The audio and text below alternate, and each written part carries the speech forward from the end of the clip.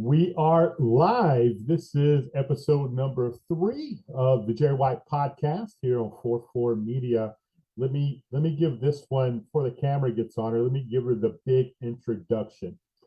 Who I have with me today, as you guys already know, number 13, right? Coach Haley Troup, University of North Alabama. I'm talking about an amazing athlete, royal family of the Gadsden, Etowah County area. Haley, welcome. Thank you.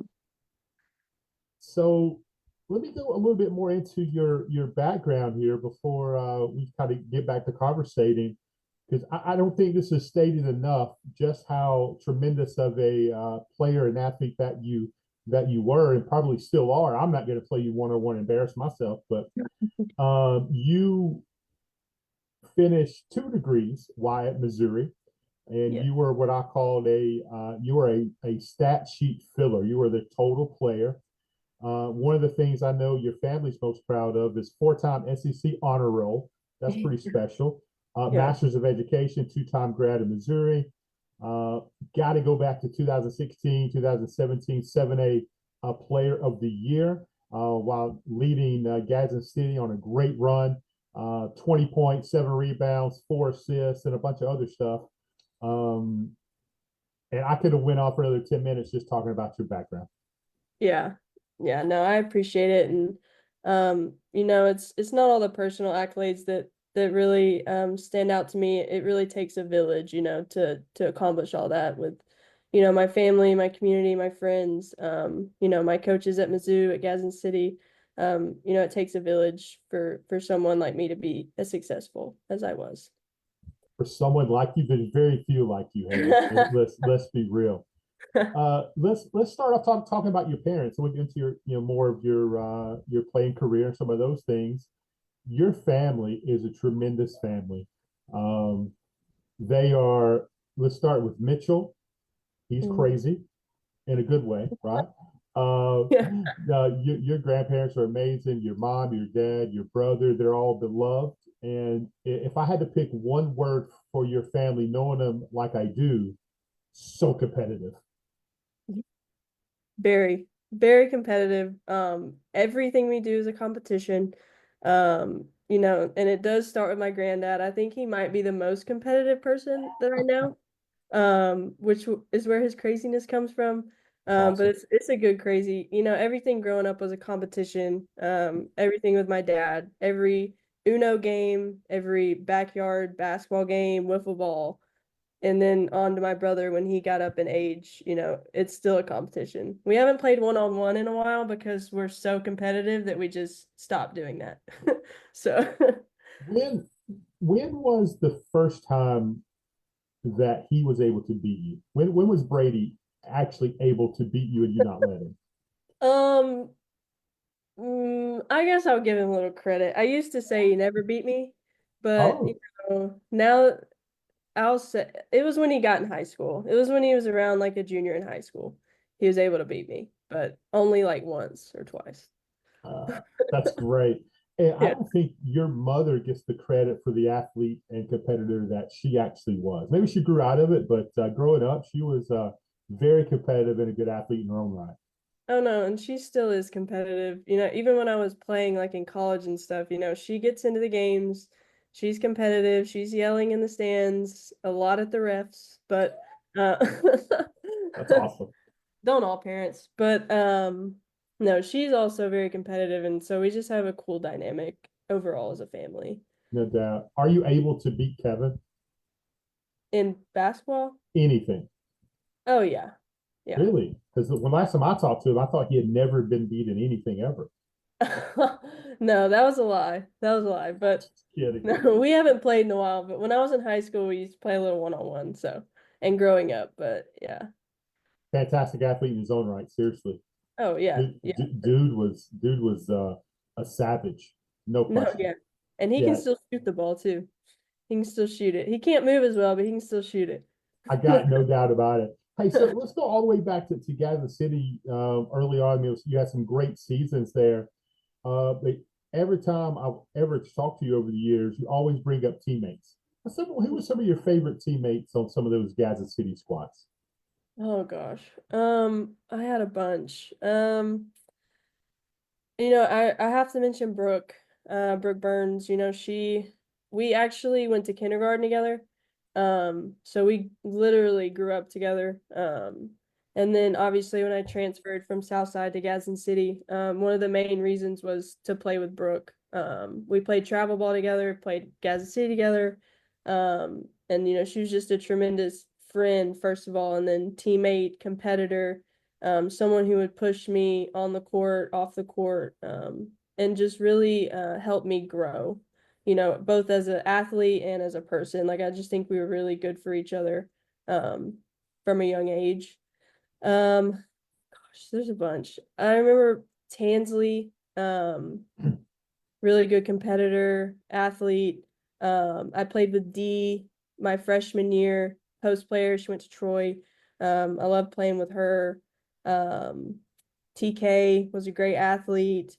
Um, yeah, I played with a lot of really, really good athletes, and it's the people around you that make you successful. And I was really blessed to be at Gadsden City with the coaches and the teammates that I had.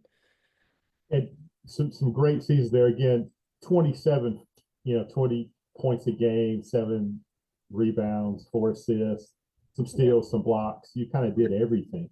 Who Yeah. did you model your game after early on? Um, so I actually, from a young age, my dad would have me watch Larry Bird. Heck Um, yeah. yeah, so I just see like that. I absolutely see that now. Yeah. yeah, so Larry Bird's always been like my favorite player.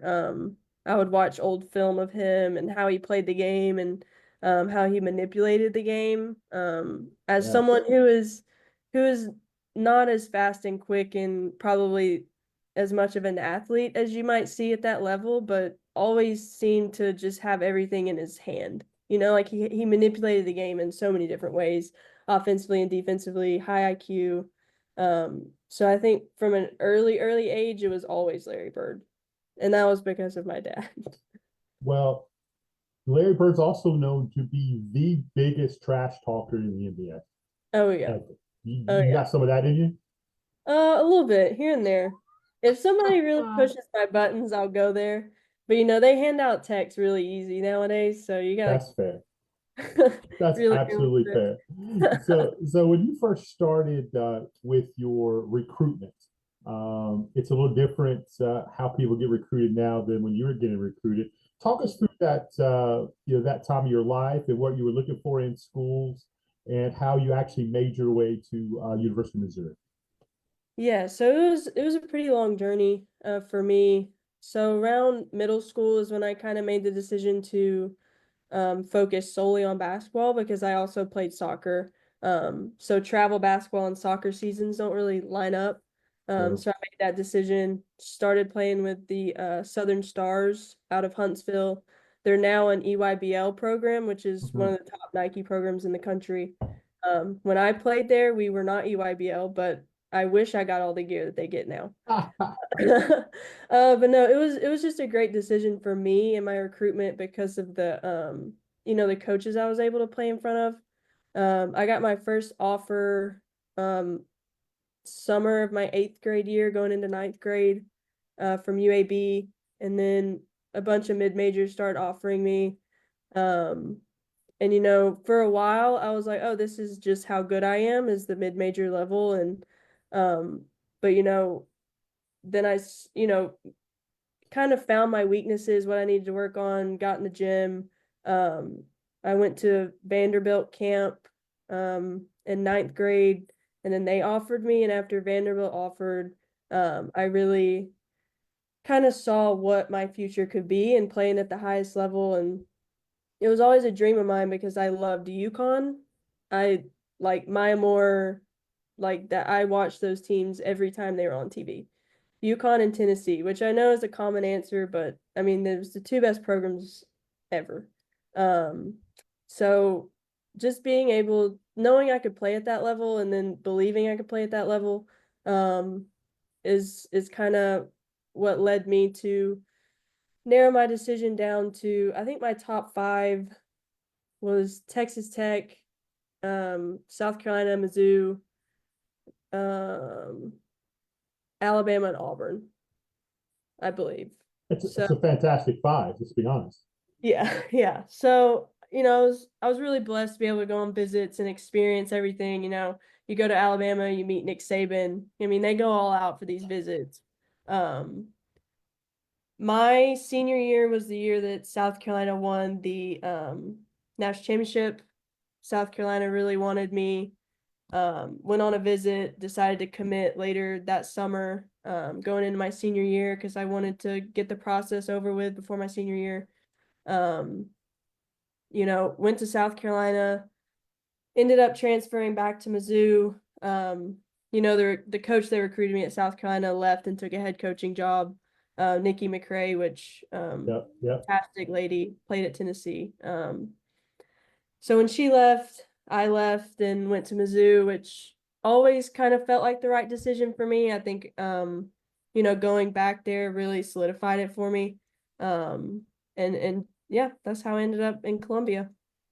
Well, it worked out for sure, right? That is a place, and as you ascended into your college career, you could have hit the portal, did different things, transferred. But I was reading articles on you over the years, always keeping up with you. Almost everyone said you are so loyal, you are bought in, and that's why you are a Missouri legend. And that's coming from Missouri people. Yeah. Yeah, I just think this day and age, like, it's so easy to get caught up in, what might be over here, what might be over there, like what can they offer me? Right. How much money can they give me? Um, and it just wasn't the way I was raised. And it never felt like there were definitely chances that I could have went in the portal or looked elsewhere or Sure. tried to go jump on a team to win a national championship, but um it never felt right to my character and for what for what Columbia, Missouri and the community and the coaches poured into me over the years and took chances on me and um I felt that it was right to stick with it and graduate a Missouri Tiger because that's really what I wanted to do. 145 games played. Yeah. That's not going to be broken. I can't conceive it being broken the way that the college basketball game has evolved. Yeah. Yeah, and that's one thing I take like it's one of my proudest achievements probably is playing all of those games at one school and graduating from there with the undergrad and a master's and being blessed enough to stay healthy to play all of those games. But yeah, it's one of my proudest achievements for sure. Well, if we're being honest, you were not healthy in a lot of those games, but you played anyway, right? You are a bulldog. I mean, you Yeah. grinded Yeah. Yeah, for sure. It's respectfully. Yeah, I mean, playing at CC, you're definitely gonna have some bumps and bruises and stitches and ankle injuries and back injuries, but at the end of the day, I wanted to be on the floor with my teammates, and nothing was gonna get in the way of that. Yeah, you played so hard. That's one thing your whole life. Just you played so hard. Let's talk about some of your favorite moments at Mizzou as far as on the court. Yeah. Some of your favorite games, biggest games, those kind of things. Yeah. There are a lot for sure. Yeah, we had a lot of big wins. Oh, my number one is probably the South Carolina buzzer beater, back Mhm. in 2021, I think. Um, and That what's funny blessed me so much. Oh yeah. I mean, what's funny is I wasn't even out there when the shot was hit because I had cramped up on the previous possession. So I Mhm. couldn't walk. My calves had cramped because we only had like seven available players due to COVID. Um, so I had played like 40 minutes. My calves cramped, so they took me to the tunnel to try to get the knots out and I heard the crowd and I told the athletic trainer, I was like, get off of me. I'm going back. So I walked out there and Lauren Hansen, who hit the buzzer beater or hit the shot at the buzzer, was standing there because they're reviewing the play and whatever. And I asked Lauren, I was like, who hit the shot? And Lauren like looked at me like I did. And I was like, oh my, like I'm so sorry, I didn't see it. But obviously it was just a great, memory, and only having 7 players and playing without starters, it's just something I'll never forget. Um, and probably my second favorite is winning at Tennessee, when they were top 10 in the country, my redshirt freshman year with Sophie and all them. That was a squad. Yeah, we really good that year. Yeah. But yeah, that was probably my second favorite, and just like it was my first time at Tennessee, like seeing the banners, seeing like, Candace Parker and Pat Summitt and her name's on the floor, and I grew up watching them, and so being able to get a top 10 win at Tennessee is pretty crazy, like full circle moment, and Sure. yeah, so that's probably my top two. Yeah, that's incredible. Tell Yeah. us a little bit about school life in general at Missouri. Because obviously I followed you ever since you're out there on social media and talking to your parents and brother mostly. Uh, Mm. you always made the statement of Missouri. Yeah, at one point in the article I read, you said Missouri is home. What made Missouri so special? The campus and whatnot, the city. Yeah, I mean, I think like originally I was looking for, like, if I'm gonna go away from home, like I do need a home and a family away from home because I'm so close to my family. Mhm. So going to Mizzou, it's just the community environment, like how our fans supported us. You see people out in public and they know who you are and they're just genuine. Genuine people, genuine coaching staff. All my teammates, my teammates really made my experience. I still talk to them all today. Like we're gonna be in each other's weddings. It's that type of how close we are. Like we're, locked in for life. And the alumni always came back and we were close to the alumni. So it's just like one big family. And that's what I was looking for, and I found it. And I'll always love the city of Columbia, and it'll always be my home away from home.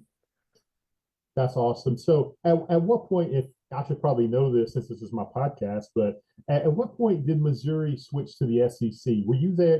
Were you already there when they changed? No, I wasn't there. I can't remember exactly what year it was, Okay, but it was the same year that Texas A&M came to the SEC. gotcha. Okay, so Yeah. let's talk about some of those great football moments at Missouri. Yeah. Yeah. It was football games are always one of my favorite things to do at Mizzou. Obviously they get great fan support. The last couple of years they've been really good. Mhm.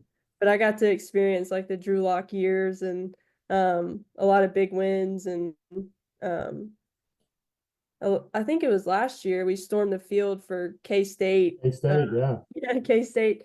So it was just really cool to experience that. And, it's one of the things you look for in a school is, fan support, but also, being able to experience normal college things like that. So it was really cool to support them. who is Missouri's biggest rivalry? Is it different in football than it is in basketball? Um, I feel like South Carolina's a pretty big rivalry, like overall. God, I Um, hate South Carolina. Tennessee, Huh? um, Florida, all the East schools. Gotcha. Yeah. Your last game was against Florida, right? My senior night was against Your Florida. senior, yeah, your senior was against Florida. Yeah, talk about that a little bit. Talk about emotional. Yeah, I mean bittersweet. We didn't get the win, but it was just it's hard. Like my senior year, I tried to like block it out and stay in the moment, and but like senior night, and I was the only senior, so it Yeah, makes it a little bit harder. It was just hard. After 6 years, you play on a court for a final time that you've literally like blood, sweat, and tears every single day, with so many different teammates and coaches, um, and my family was able to be there, which was awesome. And um, so it was very emotional, very bittersweet, but very thankful for the support that I had that night. really cool to see that, I kind of made an impact on people at Mizzou the way they made an impact on me. So, Yeah, there's no question, a legacy, yeah. without question. And now you finished your playing career, although again I wouldn't play you. And this would be you just finished your second year coaching, right? You had 1 year as a grad assistant at Missouri, Yeah. and did you think it was important to get away and test yourself away from Missouri? Yeah, for sure. I mean, I think it's good to get outside your comfort zone. And, I always knew that I wanted to coach. I mean, my whole family. I was born probably meant to be a coach, just with the family that I have. Okay, Being in locker rooms from the time I was like a month old. yeah. But I did want to kind of test my boundaries and my comfort. And I knew Coach Whitaker here at North Alabama. She had recruited me when she was at Texas Tech. So I just thought it was a great opportunity to one, come home, come a little closer to home, and then two, get the experience of being a real assistant coach at the D1 level and getting outside of my comfort zone. And it's been a great experience so far. Well, the first year didn't go as planned as far as a record for you guys, 13 and 17. I want to talk about a few of those games, though. You think UNA, you guys played at Kansas. You guys played at top 20 Nebraska. And Yeah. the only game I actually watched, I don't even know how I flipped on, but I just started watching it. You guys were at Denver, a very good Denver squad, by the way. Yeah. And you could tell that elevation was no joke. No joke. Our kids were dying, Oh my but God. it's no joke. But yeah, I mean, we got to play some really, really cool places. I'd never been to Nebraska. Obviously, my career in college ended at Kansas in the WNIT, so that was a little bittersweet going back there. But Nebraska was awesome. Next year, we're going to Oklahoma, which just got the number one player in the country, so that should be fun. Um, but yeah, I mean, we got to play some really cool games, and um, obviously our record wasn't what we wanted it to be, but I do think we saw a lot of growth in our kids, and in the culture that we're trying to start here at UNA. Rebuilding a team and rebuilding a culture is really hard to do, and I think we laid the groundwork for that. Well, I remember, and again, I probably should have pulled the roster up. I'm hardly prepared for this one. I apologize in advance, but I remember watching. God, I don't know how to say this properly. She was a short. She seemed very short on the court, a guard for you guys. I think she was a senior. Man, she was a baller. She reminded me of you a little bit because she did a little bit of everything. I just don't remember her name. Charity Gallegos. From California. Yes. Yeah, Yeah. that's her. Yeah. Yeah, yeah, I love Charity, and I work with the guards here at UNA. That's kind of my group. So I got to work with Charity a lot, you know, Yeah. individual workouts in practice, but no, she's a hooper. She can do a lot of different things on the court. She makes hard shots. Had some buzzer beaters for us this year. So just overall a hooper. She's gonna go play overseas now, so we're Okay. super proud of her. But yeah, I love coaching Charity. Very gritty. Like Very. that's somebody you would take with you in a street fight. She Oh seems. yeah, yeah. She's very gritty, very tough. That's what we love about her. So let's talk about college recruiting. That's just as big of the game, if not more, than actual coaching. It seems these days. Yeah. What is your role in the recruiting process at this point? Yeah, so I mean, our staff, we all recruit. Right now I'm kind of focusing on finding guards for next year. The portal is insane, the amount of names that are in the portal. So like Yeah. it's near impossible to sort through all of them. Um, but obviously it's, very time consuming. You're on the phone a lot. You're selling your university, you're selling, the staff, the players, the everything. You throw in NIL, you throw in cost of attendance and all of the other variables. So I mean, the recruiting landscape is very different to what it was a few years ago, and constantly changing.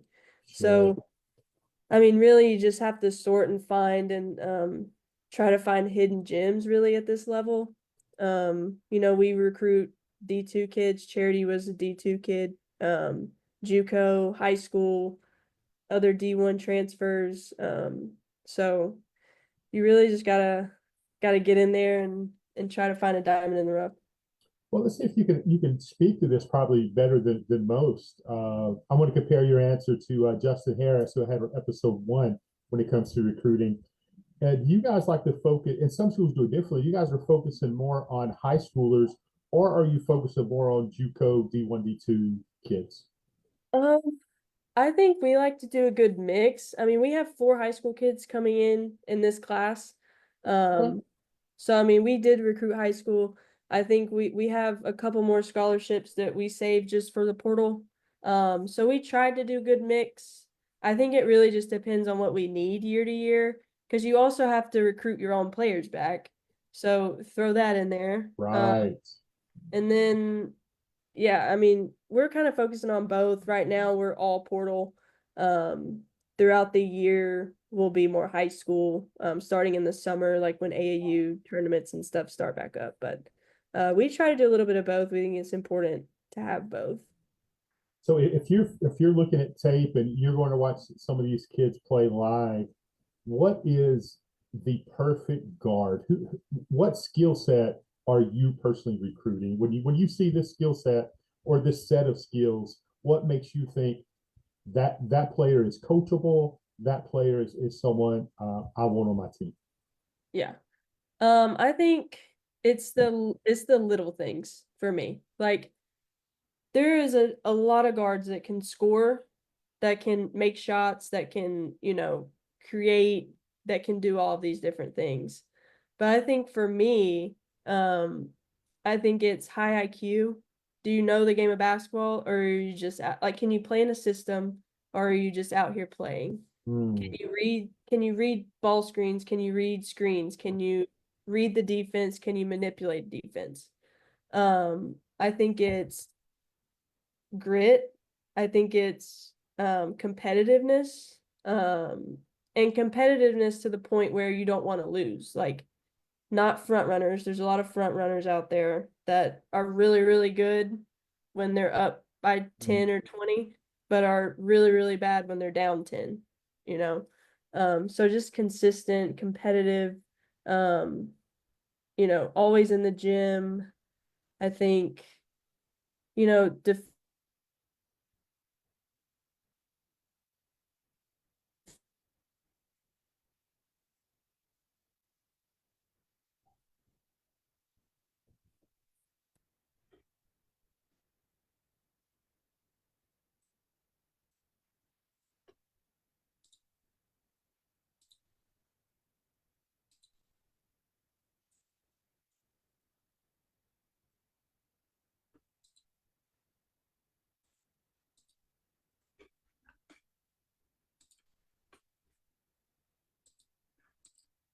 Think we're having some audio issues here, Haley. sorry. Yeah, no worries. I think we're good. So when you're at practice and you are, uh, how much are you watching body language, attitude, who's leading the drill, who's not touching the line? How much do college coaches and yourself pay attention to those kind of things? No, yeah. I mean, I think it's something we're constantly aware of. Um, and it's something that, you don't ever want to have to pay attention to like at this level, but obviously you have to. Not everyone is perfect. So, body language, celebrating with your teammates. Are you celebrating when you hit a shot, or are you celebrating when the team hits a shot? Oh, that's good. It's all that. Are you celebrating on the bench or only when you're on the court? Are you coachable? Are you doing all the little things like you said, touching the line in sprints? Are you doing the drill the right way? Or are you trying to cut corners? So obviously all of that stuff is important and stuff that we're constantly aware of because it is also a part of our culture that we're trying to build. Man, that's fantastic. And again, it's always changing. So I'm very excited. People, is it too early to start buying season tickets for next year? No, they Let's should get be. it. Let's get attendance up for next year, huh? Yeah. Yeah, for sure. We were up there in the ASUN this year. I mean, we had a great fan base, always looking to grow it, get the bank rocking next year. Oh, that's awesome. Yeah. Well, where we are going to obviously keep following you. I hope to have you on as it gets closer to basketball season. But I'm gonna let you finish with some shout outs. You know, you have a lot of family down here near me.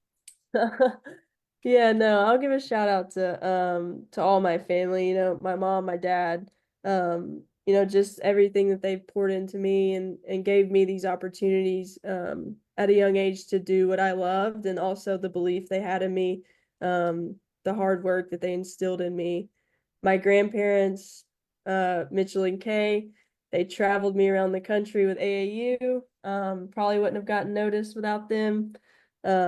So really appreciate that. And then also, my brother and my other grandparents. So just super blessed to have such a great support system. And it does take a village to get you to where you want to go. So Well, Haley, everyone down here in Etowah County adore you. We're big fans, and you're making us proud. We're gonna. I know Missouri claims you, hey, but you grew up here, so we need to be top notch, and Missouri can be number two. And we look forward to seeing what you do up in North Alabama. I have no question down the line you'll be leading your own program, and very excited for it. So thank you so much, Haley Troup, for coming on the Jerry White Podcast, episode number 3. Thank you so much. yeah. Thank you so much for having me. I really appreciate it. All right, talk to you soon. Thank you so much, Haley Troup, everyone. Thanks so much for watching the Jerry White Podcast.